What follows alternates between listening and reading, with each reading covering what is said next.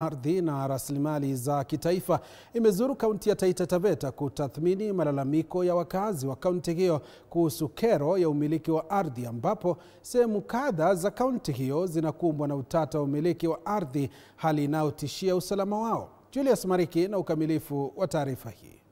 Wakazi wa kaunti ya Taita Taveta wakaendelea kuelezea kero la ardhi na umiliki wa shamba katika kaunti hii. Basi kamati maalum ya seneti kuhusiana na swala la mashamba na rasilimali imeweza kuzuru kaunti ya Taita Taveta ili kupata taswira kamili na tathmini yao kuhusiana na swala hili. Tutakuwa tunapata baadhi ya kauli za maseneta hao wakiongozwa na Faki kutoka Mombasa na vile Mwaruma wa kaunti ya Taita Taveta.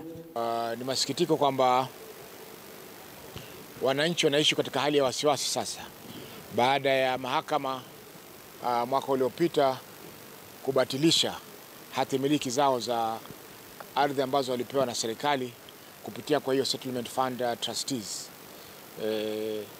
Walipimiwa, serikali ilinunua hiyo ardhi kutoka kwa mwekezaji wa binafsi, wakawapimia wananchi karibu 1322 na wakawapa hati miliki. Na mwaka jana mahakama iliweza kutoa amri kubatilisha hati miliki hizo. Kwa hivyo kwanza tungependa kuhakikishia wananchi hawa kwamba wasiwe na hofu kwamba tutaweza kujaribu kuhakikisha kwamba hati miliki zao hazikubatilishwa.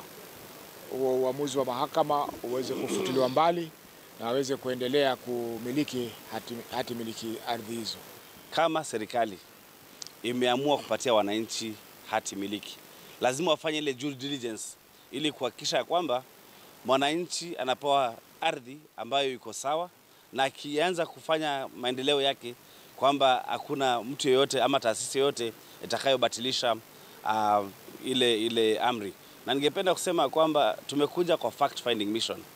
Hawa petitioners walikuja Nairobi na tukaja tukawasikiza, na tumekuja huku kwa ground ili kuja kuangalia kwamba yale ambao walituambia ni ya ukweli.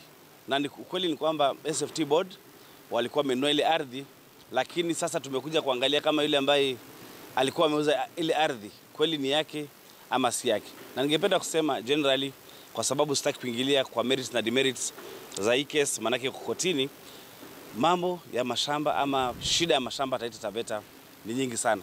Na tukitoka hapa kuna pia shamba kule Marungu, sehemu za Mwanda, Mgange ward, ambayo shamba ambayo iko na wananchi inapatiwa kanisa. Kule area za Pipeline, Maungu, tunaenda kuangalia pia yaliyojiri mpaka shamba ambayo iko na wananchi ndani tayari.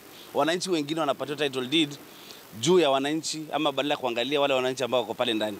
Kwa hivyo sisi kama kamati ya mashamba tumehakikisha kwamba tutatembea Kenya nzima kuangalia masuala ya mashamba ili wananchi ambao ni maskini wapate haki yao. Ni baadhi tu ya kauli zao, huku wakielezea kwamba wataendelea kufuatilia masuala haya mpaka dakika ya mwisho. Nikiripotia TV47, mimi ni Julius Mariki, Mwakibo.